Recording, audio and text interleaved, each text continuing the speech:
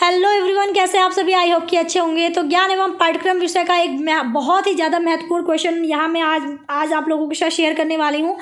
तो काफ़ी बच्चों की रिक्वेस्ट आ रही थी और एमजी के वीपी के बच्चों का जो पेपर होने वाला है वो लोग काफ़ी रिक्वेस्ट कर रहे थे इस पेपर के नोट्स की। तो आप लोग इस वीडियो को पूरा देखिएगा।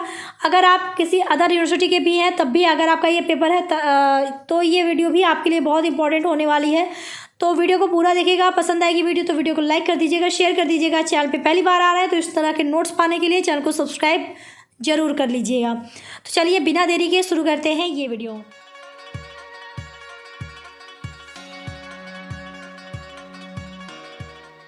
तो हमारा जो आज का प्रश्न है वो है पाठ्यक्रम यानी करिकुलम मूल्यांकन की प्रक्रिया का वर्णन करें। इसको इस तरह भी पूछ सकता है कि पाठ्यक्रम यानी करिकुलम मूल्यांकन के चरणों का वर्णन कीजिए, या कह सकता है कि पाठ्यक्रम मूल्यांकन की प्रक्रिया या चरण या सोपान का विस्तार पूर्वक वर्णन कीजिए। तो यहाँ पे देखिए आप उत्तर डालेंगे पाठ्यक्रम मूल्यांकन के चरण, सोपान या प्रक्रिया, इस तरह से हेडिंग डाल लीजिएगा।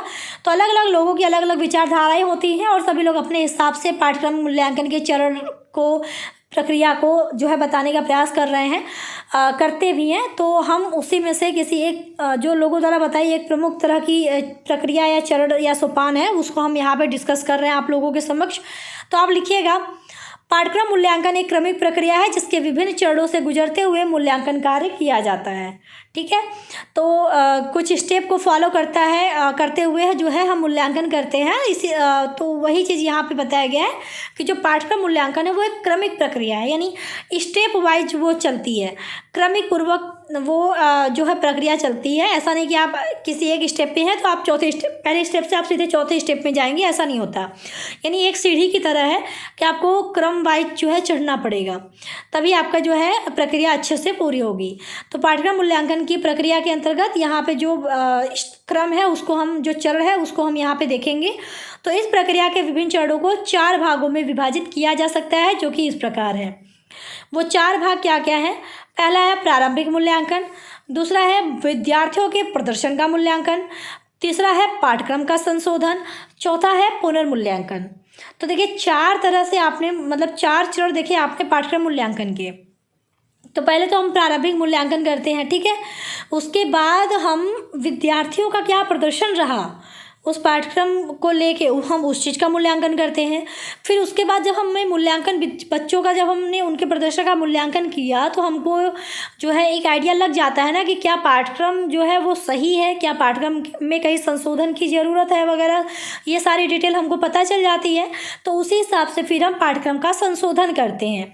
उसके बाद हम फिर पुनर्मूल्यांकन करते हैं कि जो हमने चेंजेस लाने के बाद फिर हमने उसको फिर से उसका मूल्यांकन किया, तो ये देखने के लिए कि क्या हमारा जो पाठ्यक्रम है वो सही है। क्योंकि पाठ्यक्रम जो है बच्चों के हिसाब से, समय के हिसाब से हमारा जो है चेंज करते रहना चाहिए, क्योंकि ऐसा फिक्स नहीं होता कि जो हमारा, अगर हम अपनी राष्ट्रीय शिक्षा नीति की बात करें तो जो राष्ट्रीय शिक्षा नीति हमारी 1968-1986 में थी, क्या वही अब भी फॉलो हो रही है? नहीं हो रही है ना, क्योंकि समय के हिसाब से चीज़ें चेंज होती हैं। हमारी शिक्षा नीति भी चेंज होगी तो उसके हिसाब से पाठ्यक्रम भी चेंज होता है। तो हमारा जो पाठ्यक्रम है वो भी समय के हिसाब से चेंज होता है, इसीलिए हम हमेशा जो है पाठ्यक्रम में संशोधन लाते रहते हैं बच्चों के प्रदर्शन के हिसाब से। फिर हम उसका मूल्यांकन भी करेंगे कि जो चेंजेज आए वो कितने सफल हैं या कितने असफल हैं, कहीं पर क्या फिर से संशोधन की ज़रूरत नहीं है, ये जानने के लिए हम पुनः जो है मूल्यांकन करते हैं। तो ये 4 चरण होते हैं। तो मैंने 4 चरण को एक छोटा सा आपको तो सारांश के रूप में मैंने आपको बता दिया कि क्या होता है ये चारों चरण में। अब हम प्रत्येक चरण को थोड़ा डिटेल में जानेंगे। तो यहाँ पे हमारा जो प्रथम चरण है वो है प्रारंभिक मूल्यांकन। तो प्रारंभिक मूल्यांकन में पाठ्यक्रम के लक्ष्य, मानक और विद्यार्थियों की आवश्यकताओं का मूल्यांकन किया जाता है। यह मूल्यांकन पाठ्यक्रम के विकास के लिए आधारभूत जानकारी प्रदान करता है।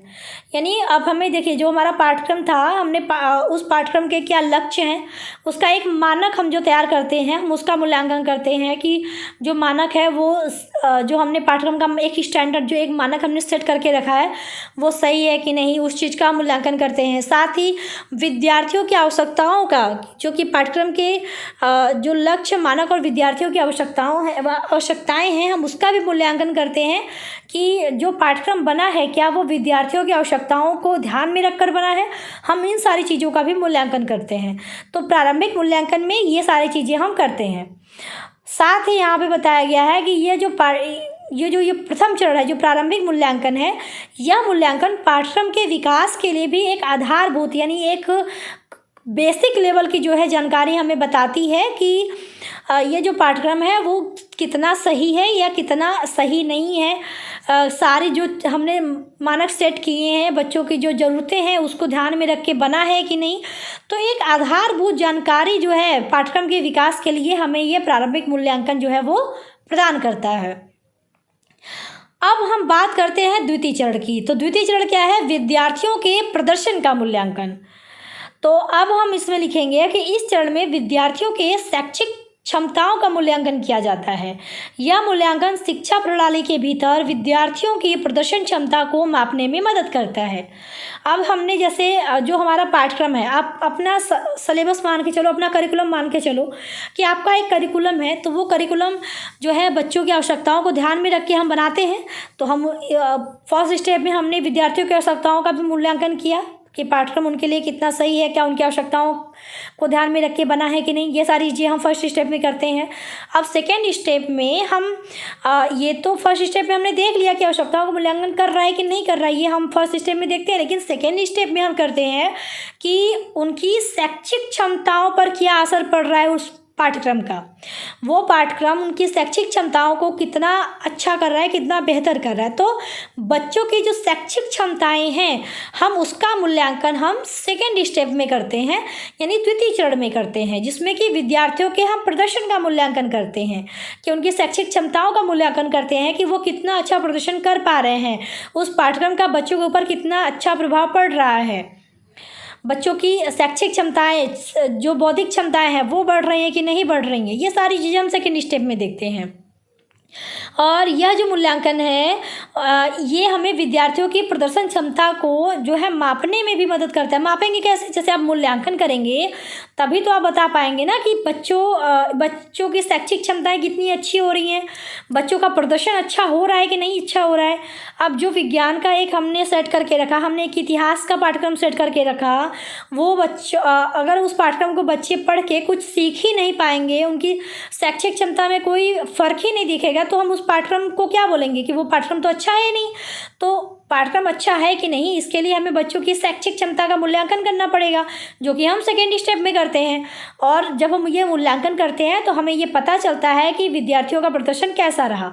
तो ओवरऑल विद्यार्थियों का प्रदर्शन मापने का जो कार्य है वो हमें सेकेंड स्टेप के थ्रू पता चलता है, या सेकेंड स्टेप में हम वो कार्य करते हैं। तो आई होप कि आपको फर्स्ट और सेकेंड स्टेप दोनों पता चल गया कि क्या है। चलिए थर्ड स्टेप की तरफ आगे बढ़ते हैं। थर्ड स्टेप हमारा है तृतीय चरण की पाठ्यक्रम की संशोधन। अब हमने पहले स्टेप में सब कुछ आवश्यकताएं देख ली, मानक देख लिया, पाठ्यक्रम का लक्ष्य सब कुछ हमने उसका मूल्यांकन कर लिया। सेकेंड स्टेप में हमने बच्चों की शैक्षिक क्षमता का मूल्यांकन किया। थर्ड स्टेप में हम पाठ्यक्रम का संशोधन करेंगे। और पाठ्यक्रम का संशोधन किसके आधार पर होगा? जो अभी आपने पीछे मूल्यांकन किया, ठीक है, पाठ्यक्रम का मूल्यांकन आप लोगों ने किया ना, बच्चों की शैक्षिक क्षमता का मूल्यांकन किया। वो जो मूल्यांकन आपने किया, मूल्यांकन प्रक्रिया जो आपने करी अभी पिछले दोनों स्टेप में, फिर उसको हम यहाँ पे अप्लाई करते हुए फिर हम पाठ्यक्रम में संशोधन का कार्य करते हैं कि पाठ्यक्रम की मूल्यांकन प्रक्रिया के आधार पर संशोधन किया जाता है कि अगर बच्चों का शैक्षिक क्षमता अच्छा नहीं हो पा रहा है, बच्चों का विकास अच्छा नहीं हो पा रहा है, तब तो हमें पाठ्यक्रम में चेंज करने की ज़रूरत है, हमें पाठ्यक्रम में बदलाव करने की ज़रूरत है। तो वो बदलाव, वो संशोधन हम थर्ड स्टेप पे करते हैं कि पाठ्यक्रम की मूल्यांकन प्रक्रिया के आधार पर संशोधन किया जाता है। यहाँ पर शिक्षा प्रणाली के विकास में सुधार की आवश्यकता का पता चलता है और पाठ्यक्रम को अद्यतित करने के लिए नए उपाय का विचार किया जाता है।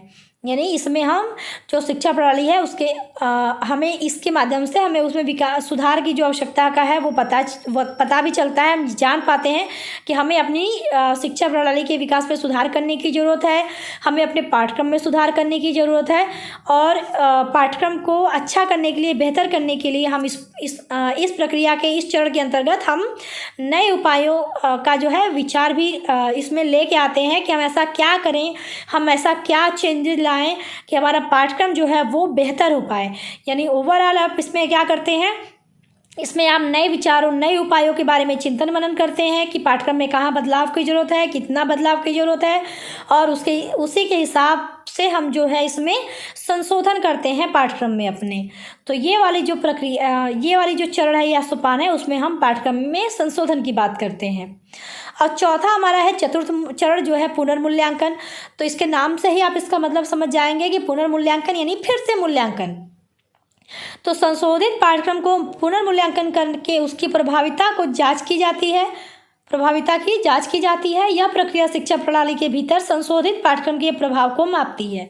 अब जैसे आपने जो चेंजेज ला दिए, पाठ्यक्रम में संशोधन कर दिया, लेकिन अब वो संशोधन, अब ऐसा तो आप नहीं कर सकते ना कि आपने जो है बच्चों को जैसे हम एक सिंपल से क्लास की बात कर लेते हैं। एक अध्यापक क्लास में पढ़ा रहा है, मान लीजिए इतिहास का शिक्षक है, क्लास में पढ़ा रहा है, और बच्चों को फिर वो अपना पाठ्यक्रम जो पढ़ा रहा है, फिर वो ऐसा देखता है, बच्चों से जानने की कोशिश करता है कि क्या वो पढ़ा रहा है तो वो बच्चों को समझ में आ रहा है कि नहीं आ रहा। हम यहाँ पे केवल एक एग्जाम्पल, यहाँ पाठ्यक्रम की बात नहीं कर रही हूँ मैं, ध्यान दीजिएगा, मैं एक अध्यापक की बात कर रही हूँ, ठीक है। एक अध्यापक अगर अपना विषय है मान लीजिए इतिहास, तो वो बच्चों को पढ़ा रहा है, और बच्चों से उसने पूछा कि बच्चों मैंने ये पढ़ाया, आपको समझ में आया? तो उसने कुछ क्वेश्चन पूछे, बच्चों को नहीं समझ में आया, तो उसने ये सोचा कि मेरा पढ़ाने का तरीका शायद उतना अच्छा नहीं है, तो उसने अपने मेथड में चेंज लाया कि अब मैं बच्चों को थोड़ा अलग तरीके से पढ़ाऊँगा, कुछ एग्जाम्पल दे के पढ़ाऊँगा, कुछ अलग और तरीका यूज करूँगा, शिक्षण सहायक सामग्री यूज करूँगा, ताकि बच्चों को समझ में आ जाए।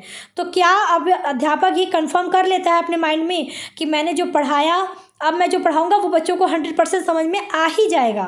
क्या ये इस बात की गारंटी है?